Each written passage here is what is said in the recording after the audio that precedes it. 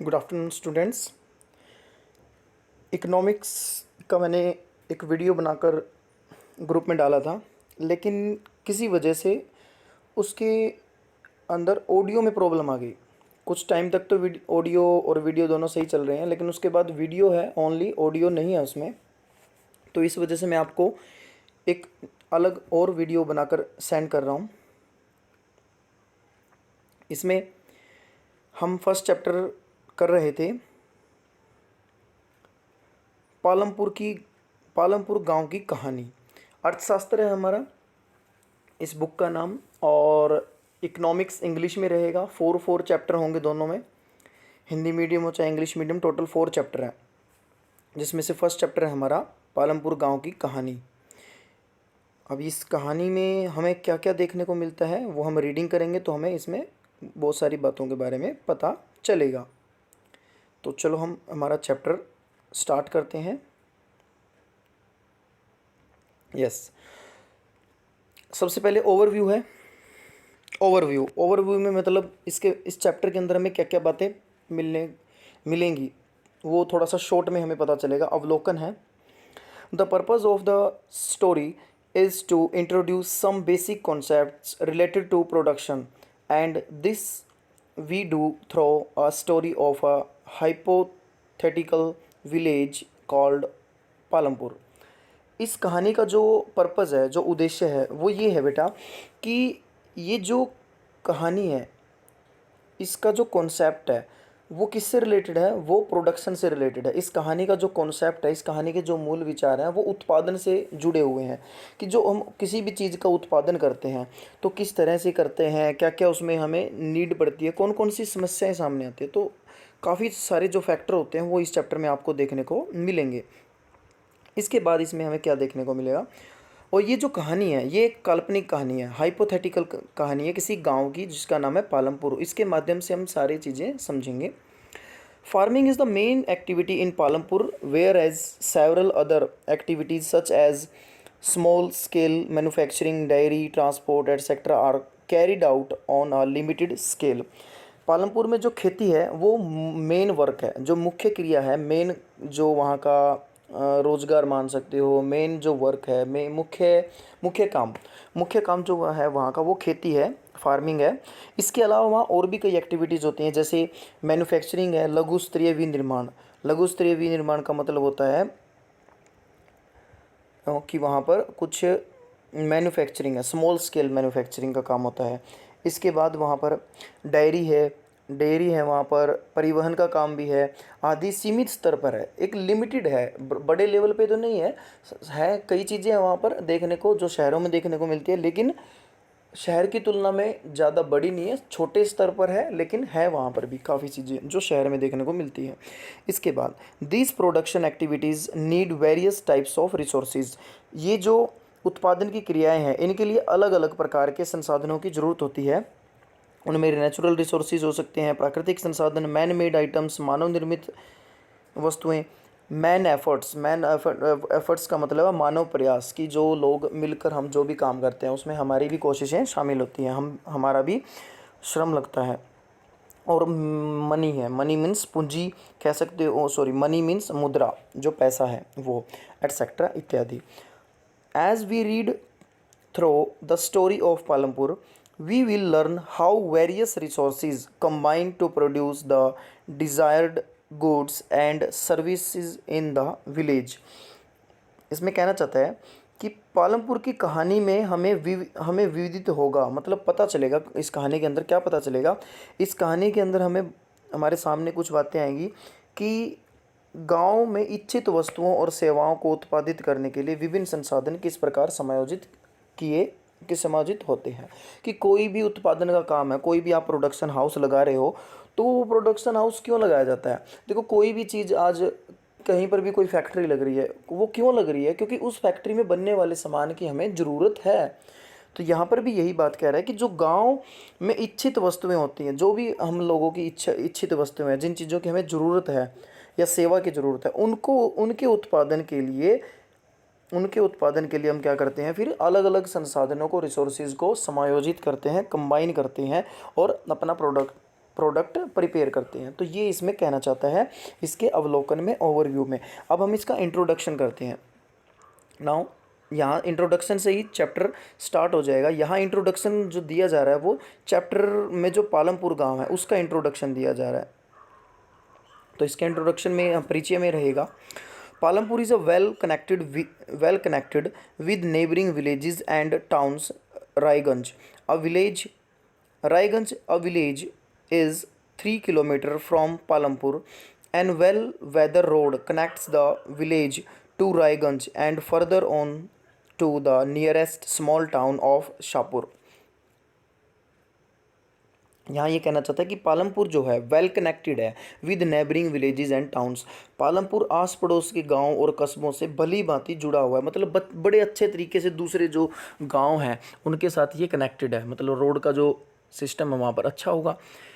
एक बड़ा गांव, रायगंज नाम का एक बड़ा गांव है जो पालमपुर से 3 किलोमीटर दूर है। प्रत्येक मौसम में यह सड़क गांव को रायगंज और उससे आगे निकटतम छोटे से कस्बे शाहपुर से जोड़ती है। मतलब यहाँ पर एक अच्छी सड़क है जो हर मौसम में, यहाँ हर प्रत्येक मौसम का क्यों कहा गया है, क्योंकि जैसे बारिश हो जाती है हमारे यहाँ रोड बिल्कुल ख़राब हो जाते हैं, लेकिन इनके रोड अच्छे हैं। इस गांव में रोड अच्छे बताने की कोशिश की गई है, इसीलिए वो यहाँ पर प्रत्येक मौसम की बात हो रही है। तो प्रत्येक मौसम में यहाँ पर जो सड़क है रायगंज से जुड़ती है, और रायगंज से थोड़ी सी आगे एक छोटा सा कस्बा है, जैसे हमारा बरवाला एक कस्बा है, टाउन है, तो एक टाउन है वहाँ पर शाहपुर, उससे जुड़ती है। Many kinds of transport are visible on this road, starting from bullocks, cart, tonga, buggy loaded with jaggery, मतलब जो जैगरी होता है वो गुड़ होता है, and other commodities to motor vehicles like motorcycle, jeep, tractors and trucks etcetera. यहाँ एक वर्ड आया बुगीज़ का मतलब होता है वुडन कार्ट, जैसे बैलगाड़ी होती है। अब उसको बैलगाड़ी क्यों बोलते हैं, क्योंकि वो उस गाड़ी को खींचता कौन है, बैल खींचता है। एक होती है बुग्गी। अब जो बुग्गी है उस बुग्गी में बुफेलो को जोड़ा जाता है, जो बफेलो होता है, भैंसा जो होता है उसको उसके साथ जोड़ा जाता है। आप अगर जैसे करनाल साइड में जाओगे विजिट करने, तो करनाल की लोकेशन के अंदर आपको देखने को मिलेगा कि वहाँ जो रेडी वगैरह होती हैं, जो खेतों में लोग जाते हैं अपनी रेडी वगैरह लेके, तो उसमें बैल नहीं होगा, आपको वहाँ अधिकतर बफेलोज ज़्यादा देखने को मिलेंगे। जो जोटा होता है, जोटा बुग्गी जिसको बोलते हैं, तो उस साइड आपको ज़्यादा देखने को मिलेंगे। तो ये ऐसा ही इसमें बताया गया कि जोटा बुग्गी वगैरह है। तो यहाँ की जो सड़कें हैं, यहाँ की सड़कों पर आप क्या क्या देख सकते हो, यहाँ की सड़कों पर आप गुड़ और अन्य वस्तुओं से लदी हुई बैलगाड़ियाँ, मतलब सामान से लदी हुई हैं, जैसे बैलगाड़ी है, भैंसा बग्गी है, से लेकर कई तरह के दूसरे व्हीकल भी देख सकते हो, मोटरसाइकिल है, जीप, ट्रैक्टर और ट्रक आदि तक यहाँ पर देखे जा सकते हैं। मीन्स एक अच्छा गांव है जहाँ पर लगभग बहुत सारी अच्छी फैसिलिटी अवेलेबल हैं। नेक्स्ट है, this village has about 450 families. इस गांव में लगभग 450 परिवार हैं, belonging to several different caste, जो अलग अलग जातियों से संबंध रखते हैं। मीन्स अलग अलग जातियों के यहाँ पर लगभग टोटल 450 घर हैं, परिवार हैं, families. The 80 upper caste families own the majority of land in the village. गांव में अधिकांश भूमि के स्वामी उच्च जाति के 80 परिवार हैं। मतलब जो गांव में ज़मीनें सबसे ज़्यादा किसके पास है, उच्ची जाति वाले लोगों के पास है, और ये ऊंची वाली जाति परिवार कितने हैं, लगभग 80 के आसपास परिवार हैं। There houses some of them quite large are made of brick with cement plastering। Means उनमें उनके घर जो हैं वो किससे बने हुए हैं, या तो उनके घर कुछ तो बड़े हैं, उनमें से कुछ के घर तो क्या है, बहुत बड़े हैं, ईंट और सीमेंट से बने हुए हैं। मतलब ऊंची जाति के लोग हैं, अच्छा पैसा दिखाया गया है कि अच्छी ज़मीन है, तो घर वगैरह भी उन्होंने पक्के बना रखे हैं। उसके बाद द एसीज मीन्स जो शेड्यूल कास्ट्स के पीपल होते हैं, जिनको दलित बोला जाता है, comprise 1/3 of the population and live in one corner of the village and in much smaller houses some of which are of mud and straw. Means जो एससी के जो लोग हैं वहाँ पर, दलित जो लोग हैं वो 1/3 हैं। टोटल हमने 450 पढ़ा है यहाँ पर, तो 450 का 1/3 कितना होगा, 1/3 होगा, 1/3 होगा 1500। 150 घर जो हैं वो एससी लोगों के हैं वहाँ पर, दलित लोगों के हैं। तो और उनके जो घर है ना वो गांव के किसी एक गांव में एक तरफ बने हुए हैं, कोने से में बने हुए हैं। देखो ये बड़ी ही मैं तो मानूंगा कि बड़ी ही मतलब अ, एक गलत धारणा थी। आज भी, आज तो नहीं रही, आज तो धीरे धीरे कम होती जा रही है, आज तो बहुत कम है, लेकिन पहले बहुत बड़ी धारणा थी कि जो लोग थे वो खुद को ऊंची जाति और नीची जाति में समझते थे, ऊंची जाति और नीची जाति समझी जाती थी। और जो ऊंची जाति के लोग होते थे वो गांव के बीच में रहते थे, और बाहर का जो एरिया होता था वो दे रखा था जो जिनको वो नीची जाति का कहा करते थे। अब आज भी काफ़ी सारे गांव आप देख सकते हो जहां पर जिनको नीची जाति का समझते हैं, जिनको ये लोग नीची जाति का कहते आए हैं, उन कास्ट्स के घर जो हैं वो गांव के बाहर एक तरफ होते हैं।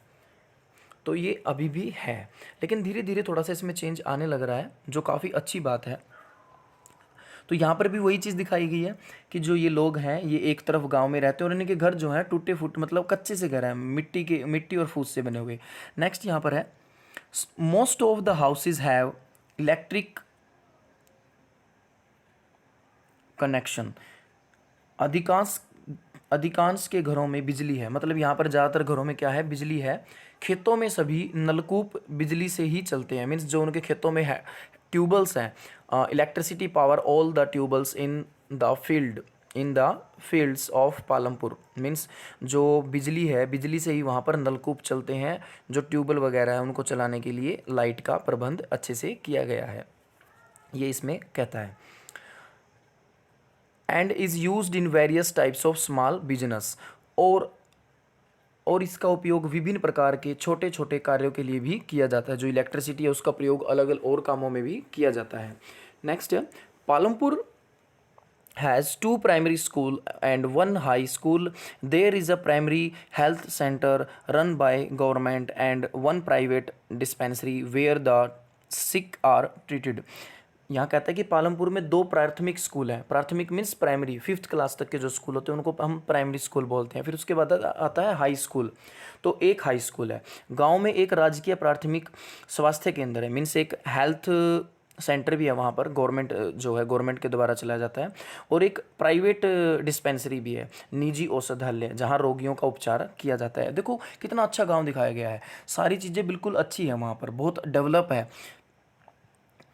The description above shows that Palampur has fairly well developed system of road, transport, electricity, irrigation, schools and health center. उपरोक्त विवरण से पता चलता है, मीन्स जो ऊपर डिस्क्रिप्शन दिया गया है गांव के बारे में, पालमपुर के बारे में, उससे पता चलता है कि पालमपुर एक विकसित तंत्र है, विकसित तंत्र से भरा हुआ गांव है, पर्याप्त विकसित तंत्र है वहाँ पर। चाहे वो स्कूल हो, चाहे वहाँ पर सिंचाई का साधन हो, चाहे वो विद्यालय हो, चाहे वो बिजली हो या परिवहन साधन हो या सड़कें हो, सारी चीज़ें वहाँ पर ओके है, मतलब बड़ी अच्छी हैं। अब आप इनका क्या करोगे, इन सुविधाओं की तुलना अपने निकट के गांव, अपने निकट में जाने की ज़रूरत नहीं है, आप अपने गांव और इस गांव की तुलना करके देखो। अपने शहर बरवाला की तुलना कर सकते हो आप इसके साथ, या किसी आसपास गांव की कर सकते हो। Means compare these faculties with those in your near by village. आपके आसपास जो गांव है उससे आप इसकी क्या कर सकते हो, तुलना कर सकते हो। Next, the story of Palampur is the story of Palampur an imaginary village. जो पालमपुर एक काल्पनिक गांव पालमपुर की कहानी है ये, मतलब ये एक पालमपुर की जो कहानी है वो एक काल्पनिक गांव की कहानी है। Will take us through the different types of production activity in the village.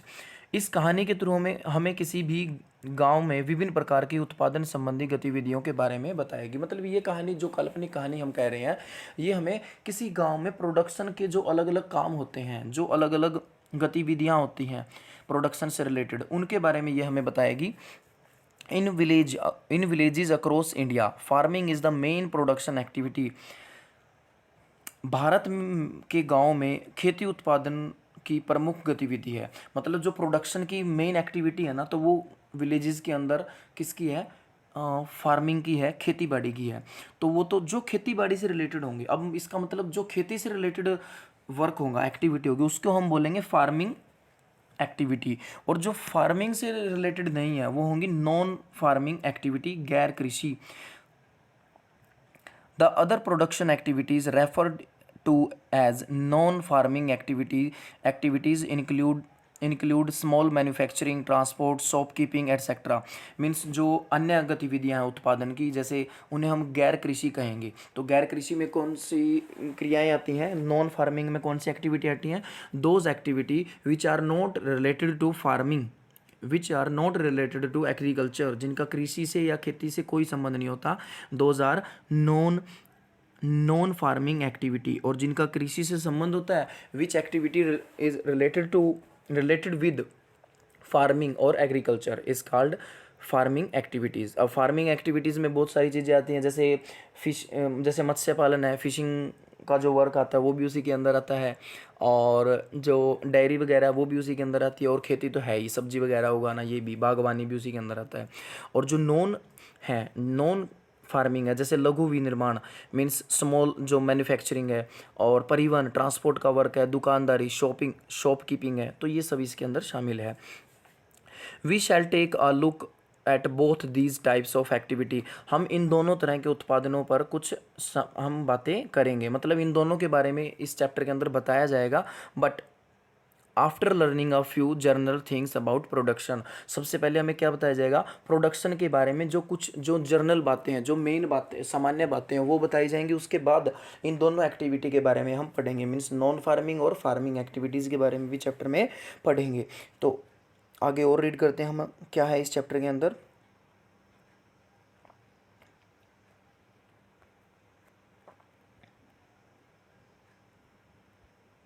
Yes,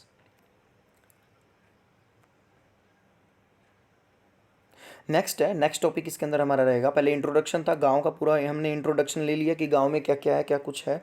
अब हम पढ़ रहे हैं उत्पादन का संगठन, ऑर्गेनाइजेशन ऑफ प्रोडक्शन, कि जो आप प्रोडक्शन, मान लो आप कोई फैक्ट्री या कोई भी प्रोडक्शन हाउस खोलना चाहते हो, कोई भी प्रोडक्ट बनाना चाहते हो, उसकी मैन्युफैक्चरिंग के लिए फैक्ट्री डालना चाहते हो, तो उसके लिए आपको एक ऑर्गेनाइजेशन तैयार करनी होगी। तो उसके अंदर क्या क्या चीज़ें इंक्लूड होंगी, कौन से फैक्टर होंगे, क्या क्या ज़रूरतें होती है, जो बेसिक मेन होती है वो हम पढ़ेंगे।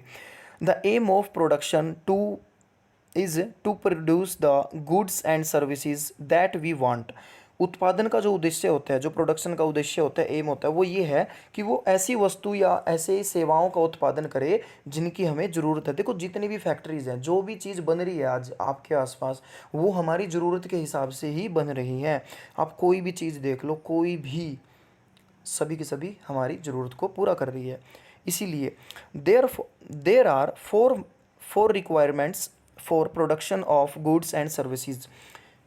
वस्तु और सेवा के उत्पादन के लिए चार चीज़ें जरूरी होती है। मतलब प्रोडक्शन, आपको प्रोडक्शन हाउस खोलना है तो चार चीज़ें वहाँ पर ज़रूरी रहेंगी आपके लिए। चार चीज़ों की बहुत ज़्यादा आपको ज़रूरत है। The first requirement is land and other minerals, other natural resources such as water, forests, minerals. जो पहली आवश्यकता है वो है लैंड की, ज़मीन की, और ज़मीन के साथ साथ जो नेचुरल रिसोर्सेज हैं वो भी हो गए, जैसे पानी है, वन है, और जो खनिज पदार्थ है वो भी उसके अंदर आ जाते हैं, ज़मीन के अंदर आ जाते हैं। तो फर्स्ट रिक्वायरमेंट क्या है, land. The second requirement is labour, that is people who will do the work.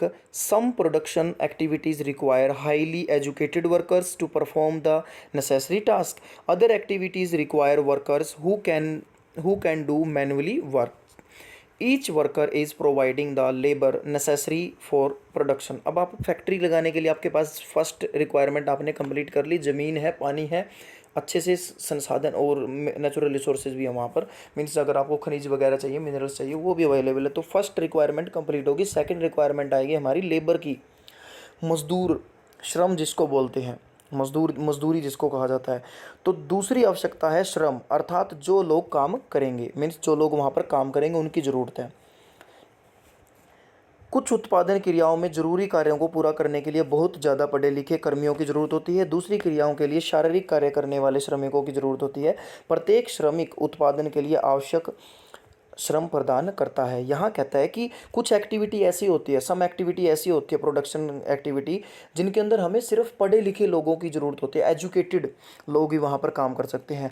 लेकिन जैसे अब कोई फैक्ट्री, आपने फैक्ट्री लगा ली, वहाँ पर आपको दो तरह के लोगों की ज़रूरत होती है। वहाँ पर अनपढ़ लोग भी काम कर सकते हैं और वहाँ पर पढ़े लिखे क्या करेंगे, जो हिसाब किताब है, जो रिकॉर्ड मेंटेन करना है, क्लैरिकल वर्क होगा, वो तो उसके लिए पढ़े लिखे। लेकिन जैसे वहाँ पर सामान की ढुलाई करनी है, पैकिंग करनी है, इधर उधर सामान को लेकर जाना है, तो उसके लिए आप किसी अनएजुकेटेड पर्सन की भी हेल्प ले सकते हो। वहाँ पर आपको फिजिकल वर्क की ज़रूरत है। तो फिजिकल वर्क जो है, मैनुअली जो वर्क है, फिजिकली वर्क, शारीरिक जो बल है, तो उसके लिए हम किसी अनपढ़ व्यक्ति को भी ले सकते हैं। जैसे हम अगर अपना घर बनवाना चाहते हैं, तो घर के लिए हमें क्या करना होगा, घर के लिए हमें सबसे पहले तो जो मैप, घर का मैप तैयार करवाएंगे, नक्शा तैयार करवाएंगे, वो किसी आर्किटेक्ट से करवाएंगे। अब आर्किटेक्ट क्या करेगा, आपको मैप बना के दे देगा, वो तो पढ़े लिखे का काम है। अब घर में जो दीवारें चिननी है, दीवारें खिंचवानी है, दीवारें बनवानी है, लेंटर लगवाना है, फर्श लगवाना है, उसके लिए तो आप किसी अनपढ़ मिस्त्री से हेल्प ले सकते हो, मैशन की ज़रूरत होगी। तो इस तरह से आप दोनों तरह के लोगों का क्या कर रहे हैं, हम यूज़ कर रहे हैं किसी प्रोडक्शन में। तो यहाँ एक बात कहता है कि जो प्रत्येक श्रमिक उत्पादन के लिए आवश्यक श्रम प्रदान करता है। हर मजदूर, हर जो लेबर होती है, एवरी लेबर क्या करती है, ज़रूरी होती है किसी भी प्रोडक्शन के लिए। थर्ड जो हमारा रहेगा, the third requirement is physical capital, that is the variety of inputs required at every stage during production. What are the item that come under physical capital. अब देखो तीसरी जो रिक्वायरमेंट है, तीसरी आवश्यकता है फिजिकल कैपिटल्स की। फिजिकल कैपिटल्स होता है बेटा भौतिक पूंजी। पूंजी का मतलब यहाँ पर जो हम अब बनाना चाहते हैं उसके लिए पूंजी चाहिए। उसमें आपका पैसा भी आएगा, उसमें आपकी मशीनें भी आएंगी, उसमें आपका कच्चा माल भी आ गया। ठीक है, तो ये पढ़ते हैं। तीसरी आवश्यकता भौतिक पूंजी है, अर्थात उत्पादन के लिए प्रत्येक स्तर पर अपेक्षित कई तरह के आगत, मतलब कई तरह की वहाँ पर चीज़ें आएंगी। ठीक है, कई चीज़ें वहाँ पर आपको इनपुट के रूप में डालनी पड़ेगी। देखो प्रोडक्ट, आपको कोई भी प्रोडक्ट बनाना है, मान लो आपको लोहे की गाड़ियाँ बना, मतलब कार बनानी है, तो कार बनाने के लिए आपको पहले इनपुट डालना पड़ेगा। इनपुट क्या होगा, आपका पैसा होगा, मशीनें होगी, और जिस चीज़ से कार बन रही है, मटेरियल, रॉ मटेरियल चाहिएगा कार बनाने के लिए, तो वो सारा इनपुट हो गया हमारा। फिर जब कार बनेगी तो वो आउटपुट हो गया। तो इनपुट के अंदर ये आता है, आगत के अंदर आता है। क्या आप जानते हैं कि भौतिक पूंजी के अंतर्गत कौन कौन सी मदें आती हैं? मदें मीन्स कौन कौन से इसके अंदर आइटम्स आती हैं, क्या क्या चीज़ें आएंगी। तो इसमें दो तरह से हमने इसको डिवाइड करके है फिजिकल कैपिटल को। फर्स्ट वन हम पढ़ते हैं पहले, tools. First part, tools, machines, buildings. Tools and machines range from very simple tools such as a farmer's plough to sophisticated machines as such as generator, turbines, computer, etc. Tools, machines, buildings can be used in production over many years and are called fixed capitals. औजार, machine, भवन, ये इसमें first part में आएंगे। औजार तथा machine के अत्यंत साधारण औजार जैसे किसान के हल से लेकर परिष्कृत मतलब सोफिस्टिकेटेड मतलब बड़े अच्छे से डिज़ाइन की हुई, उसे परिष्कृत बोलते हैं। मशीनें जैसे जनरेटर है, टरबाइन है, कंप्यूटर आदि आते हैं। औजारों, मशीनों और भवनों का उत्पादन में कई वर्षों तक प्रयोग होता है, इसलिए इन्हें स्थायी पूंजी कहा जाता है। देखो इसको फिक्स्ड कैपिटल बोलते हैं बेटा। फिक्स्ड क्यों कहा जाता है? जब आप एक फैक्ट्री लगाना चाहते हो, आपने पूरी फैक्ट्री की जो दीवारें हैं, रूम्स हैं, वो सारे बना लिए। फिर उसमें जो जो मशीनें चाहिए थी वो मशीनें लगवा दी, जनरेटर चाहिए था, टरबाइन चाहिए था, कंप्यूटर की भी ज़रूरत है, सारी मशीनें लगवा दी। क्या अब आपको वो हर महीने के बाद चेंज करने पड़ते हैं? नहीं चेंज करने पड़ते। बिल्डिंग नहीं चेंज करनी, कुछ भी नहीं चेंज करना पड़ता। तो इस वजह से हम इन्हें क्या कहते हैं? फिक्स्ड कैपिटल कहते हैं। दूसरी बात, मशीन और जो औजार होते हैं उसके अंदर सभी चीज़ें आ गई। आपके घर में सुई है ना, वो भी एक औजार है। सुई से लेकर बड़ी बड़ी जो मशीनें होती हैं जो किसी प्रोडक्शन में यूज़ होती हैं, तो वो सारी ही मशीनों के अंदर आती है और ये सारी फिक्स होती हैं। ये नहीं कि आज आप एक सुई ले आए, आपने एक मान लो ट्रैक्टर के लिए एरो खरीद ली, अब ये नहीं कि हर महीने आपको एरो चेंज करनी पड़ेगी, नहीं। वो अगर उसमें कोई प्रॉब्लम हो गई है तो अलग बात है, अदरवाइज़ वो आपकी सालों तक चलेगी। आपने जो बिल्डिंग बना रखी है वो सालों तक चलेगी फैक्ट्री के लिए, प्रोडक्शन हाउस के लिए। तो इसलिए इनको फिक्स्ड कैपिटल कहा जाता है। दूसरी आती है raw material and money in hand. Raw material और मनी का मतलब है कच्चा माल और नगद मुद्रा, मतलब आपके हाथ में तो कुछ पैसा भी होना चाहिए और कच्चा माल भी होना चाहिए आपके पास। Production requires a variety of raw material such as the yarn used by the weaver and the clay used by the potter. यहाँ कहता है उत्पादन में कई प्रकार के कच्चे माल की ज़रूरत होती है, जैसे जैसे वेवर्स होता है, बुनकर होता है, दरी या कपड़े बुनने वाला जो होता है, उसको किस कच्चे माल के रूप में क्या चाहिए, उसको धागा चाहिए, सूत चाहिए। और जो कुम्हार है, बर्तन बनाने वाला पोटर, उसको क्या चाहिए, रॉ मटेरियल, उसको रॉ मटेरियल में मिट्टी चाहिए जो बर्तन के लिए यूज़ होती है। तो रॉ मटेरियल सबसे ज़रूरी होगी इसके अंदर। दूसरी बात आती है also some money is always required during production to make payments and buy other necessary items. अब आप कोई भी चीज़ प्रोडक्शन बनाना चाहते हो, उसमें कच्चा माल खरीदना है और आइटम खरीदनी है, मशीनें खरीदनी है, बहुत सारी चीज़ें आपको खरीदनी पड़ेगी, तो उस खरीदारी के लिए भी आपके पास हाथ में कुछ पैसा होना चाहिए। मीन्स माल खरीदने के लिए कुछ पैसे की भी आवश्यकता होती है। उसके बाद raw material and money in hand are called working capital. कच्चा माल और जो नगद पैसे होते हैं उसको कार्यशील पूंजी कहते हैं। देखो कार्यशील, कार्यशील या वर्किंग क्यों कहा गया है, वर्किंग इसीलिए कहा क्योंकि ये चलती रहती है। आप देखते हो कभी भी पैसा एक जगह नहीं रुकता। आज आपके पास 10,000 रुपये, आप इसका कोई मटेरियल खरीदोगे, आपका पैसा चला गया, आपने कच्चा माल खरीद लिया। कच्चा माल भी आपके पास ज़्यादा टाइम तक नहीं रुकने वाला। वो भी क्या है, आज आपके पास कच्चा माल है, कल आपने उसको किसी प्रोडक्ट में चेंज कर दिया, फिर और कच्चा माल लेकर आओगे, प्रोडक्ट बनाओगे, कच्चा माल लाओगे, प्रोडक्ट लाओगे, ऐसे बनाते जाओगे, तो ऐसे चलता रहेगा ये काम रॉ मटेरियल। और ऐसे ही पैसा है, पैसा लगाते जाओगे, खर्च होता जाएगा, फिर पैसा तैयार बनेगा भी, फिर लगाओगे, फिर बनेगा, पैसा तैयार होगा, फिर लगेगा, तो ये चलता रहता है। तो मतलब रॉ मटेरियल और मनी को तो कहा गया है वर्किंग कैपिटल, और जो टूल्स हैं, मशीन है, बिल्डिंग है, उसको क्या कहा गया है, उसको कहा गया है फिक्स्ड कैपिटल। तो ये इसमें हमें बताया गया है। आगे हम रीडिंग करते हैं। Unlike tools, machines and buildings, these are used up in production.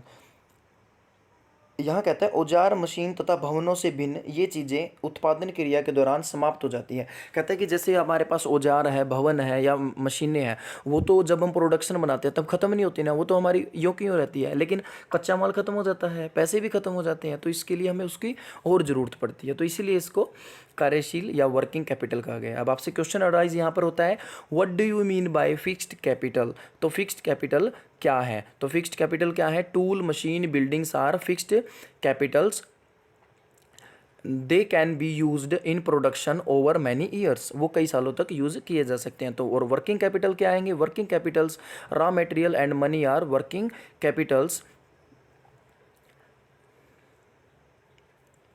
ये वर्किंग कैपिटल्स होते हैं, because these are used up in production, क्योंकि ये प्रोडक्शन में यूज़ हो जाती हैं, समाप्त हो जाती हैं।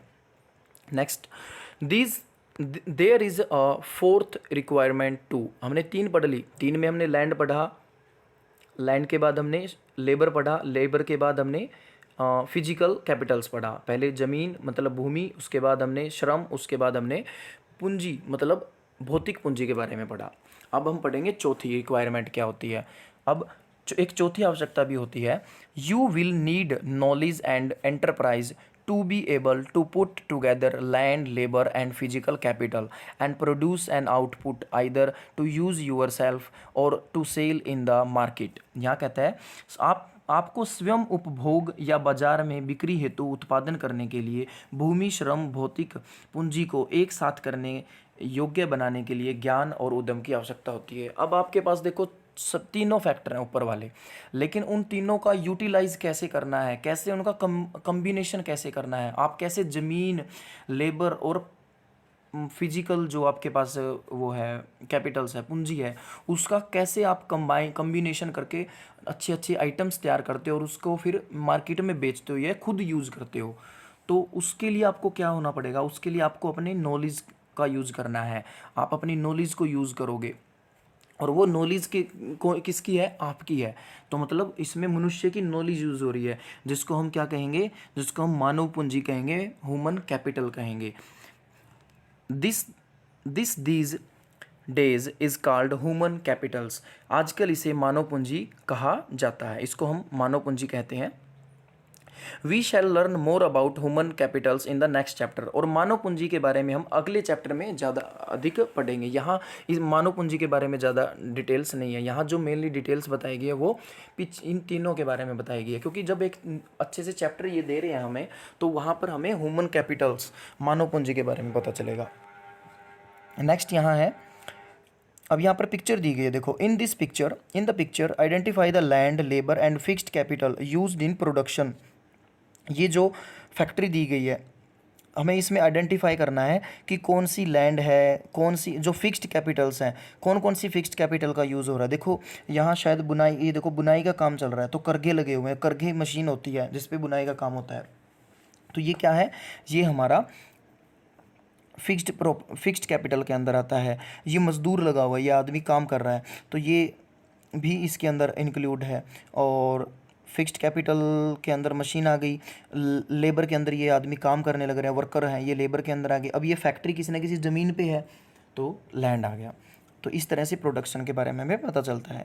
Next, every production is organised by combining land, labour, physical capital and human capital which are known as factors of production. देखो यहाँ क्या कहता है कि उत्पादन होता है, जो भी उत्पादन होता है एवरी प्रोडक्शन के अंदर श्रम, भूमि श्रम और पूंजी को संयोजित करके संगठित होता है। मतलब जो भी प्रोडक्ट तैयार होता है वो कैसे तैयार होता है, उसमें लैंड, लेबर और जो कैपिटल्स हैं, इन सभी को कंबाइन करके वो प्रोडक्ट तैयार किया जाता है। तो इसीलिए ये सारी चीज़ें इसमें तैयार की जाती इंक्लूड होती है। ह्यूमन कैपिटल भी इसके अंदर इंक्लूड होता है, इसीलिए इनको क्या बोलते हैं, फैक्टर ऑफ प्रोडक्शन, उत्पादन के कारक। अगर ये चीज़ें नहीं होंगी तो कोई भी प्रोडक्शन हाउस नहीं खुल सकता। तो यहाँ पर फिर एक क्वेश्चन अराइज हो गया, what do you mean by factor of production. Factor of production क्या है, every production is organised by combining land, labor, physical capital and human capital which are known as factor of production। आप सीधे ये भी बता सकते हो कि कौन कौन से फैक्टर होते हैं प्रोडक्शन के, तो कौन कौन से हैं, लैंड है, लेबर है, उसके बाद हमारा जो ये फिजिकल कैपिटल है, और उसके बाद ह्यूमन कैपिटल है। मीन्स श्रम, भूमि श्रम, पूंजी। पूंजी के अंदर हमारे दो पूंजी होगी, एक तो भौतिक पूंजी और एक मानव पूंजी। तो ये सारे फैक्टर होते हैं। As we read through the story of Palampur we will learn more about the first 3 factors of production. कि हम पालमपुर की जो कहानी को पढ़ेंगे, जैसे जैसे हम इस कहानी को पढ़ते जाएंगे, हम जो पहले 3 हमारे फैक्टर हैं प्रोडक्शन के, उनके बारे में जानते जाएंगे, ज़्यादा से ज़्यादा जानकारी हासिल करते जाएंगे। फॉर कन्वाइंस सुविधा के लिए we will refer to the physical capital as the capital in this chapter. अब जो फिजिकल चैप्टर है, हम चैप्टर में जहाँ भी फिजिकल कैपिटल का वर्ड आएगा, उसकी जगह पर हम एक सिंगल वर्ड रख लेंगे, वो होगा कैपिटल। चैप्टर में अब जहाँ पर भी आपको कैपिटल वर्ड दिखाई दे, अकेला कैपिटल, तो इसका मतलब क्या होगा, फिजिकल कैपिटल। ठीक है, सुविधा के लिए हम क्या कर देते हैं, भौतिक पूंजी को पूंजी का नाम दे देते हैं। तो ये था आपका फर्स्ट चैप्टर का फर्स्ट पार्ट जो आज हमने कर लिया है। आगे हम जो नेक्स्ट पार्ट होगा नेक्स्ट वीडियो में करेंगे। आपको ये यहाँ तक अच्छे से रीड करना है। देखो यहाँ पर जो भी क्वेश्चन बनते हैं बेटा, आप बिल्कुल ही अच्छे से लर्न कर सकते हो। आपको किसी नोट्स की नीड नहीं है, किसी हेल्प बुक की नीड नहीं होगी, अगर आप यहाँ तक अच्छे से रीड कर लेते हो तो। अगर चैप्टर अच्छे से रीड है तो हम अपने आप ही हम हर क्वेश्चन का जवाब दे सकते हैं। हर तरह के जो क्वेश्चन बनते हैं वो चैप्टर से ही उठाए जाते हैं। तो आप यहाँ जहाँ तक भी रीडिंग करते हो, खुद भी एक सोच के देखो कि हमने ये सेंटेंस, ये पैराग्राफ रीड किया है, तो यहाँ से क्या क्या क्वेश्चन बन सकते हैं। तो जब आप ऐसे क्वेश्चन बनाओगे और फिर उनके आंसर भी खुद ही देना शुरू कर दोगे, आप अच्छे से, आपको ये कभी भी नहीं भूल पाओगे इन आंसर्स को, और मिस्टेक भी नहीं होगी। तो आपको यहाँ तक अच्छे से रीडिंग करनी है, खुद समझना है कि क्या क्या क्वेश्चन अराइज हुए और उनके क्या क्या आंसर हमें देने हैं। Thank you.